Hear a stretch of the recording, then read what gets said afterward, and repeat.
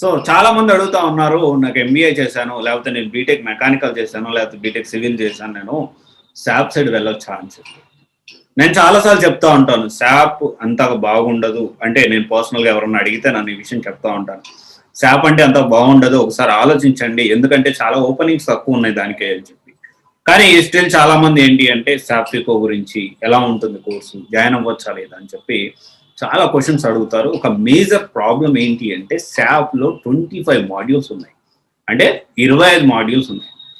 ఇప్పుడున్న సిచ్యుయేషన్లో ఏది బాగుంటుంది అంటే నేను కొన్ని ఉన్న టాప్ కొన్ని మాడ్యూల్స్ అనేది నేను చెప్తాను. ఆ మాడ్యూల్స్ నేర్చుకుంటే కంపారిటివ్లీ కొంచెం త్వరగా జాబ్ వచ్చేదానికి అవకాశం ఉంది ఇన్ శాప్. బట్ ఏంటి అంటే శాప్ అనేది ఫ్రెషర్స్కి 100% ఫ్రెషర్స్ కానీ ఎక్స్పీరియన్స్ కానీ అంతగా మనము ప్రిఫర్ చేయాల్సిన కోర్స్ కాదు. ఎందుకంటే ప్లేస్మెంట్ అనేది చాలా తక్కువ ఉంటుంది, కొంచెం కష్టం కూడా.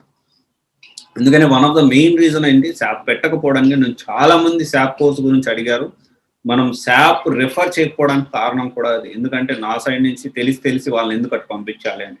స్టిల్ శాప్ గురించి కొంతమంది స్టూడెంట్స్ ఇంట్రెస్టెడ్గా ఉన్నారు, వాళ్ళ గురించి కొన్ని టాప్ వాటిని నేను చెప్తాను.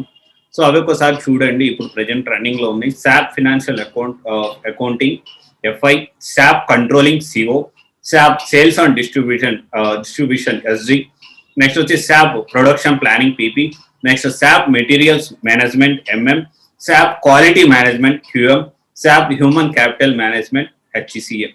సో ఇవైతే ఉన్న వాటిలో టాప్. ఏం లేదు, శాప్ అంటే it's is nothing but storage management.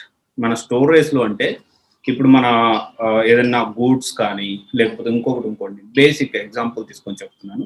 Same process it will apply to each and everything. అసలు యాక్చువల్ షాప్ స్టార్ట్ అయింది ఆ విధంగా స్టార్ట్ అయింది. ఒక స్టోరేజ్ రూమ్ని కానీ దాంట్లో ఉన్న సామాన్లు అన్నిటినీ లెక్క చూసుకోవడానికి, పర్ఫెక్ట్ క్వాలిటీ చెక్ చేసుకోవడానికి, వీటన్నిటికీ సంబంధించింది శాప్ అనేది. చూడండి, ఈజీ అంటే మొత్తం అకౌంటింగ్ సంబంధించింది ఉంటుంది శాప్ ఎక్కువగా. బట్ ఆలోచించి, ఎందుకంటే కొంచెం ఆపర్చునిటీస్ అయితే ఒకవేళ అకౌంటింగ్ వెళ్ళాలంటే బెటర్ ఆపర్చునిటీ అయితే 100% యూఎస్ సిపిఏ. అది కంప్లీట్గా యుఎస్ బాడీకి సంబంధించింది. సో యుఎస్ చార్టర్డ్ అకౌంట్ మన ఇండియాలో సిఏ అలాగో యుఎస్లో అలాగా, మరి యుఎస్ సిపిఏ అంటే మనం యుఎస్ వెళ్ళాలంటే అట్లేం లేదు, ఇక్కడే మనం పని చేయొచ్చు.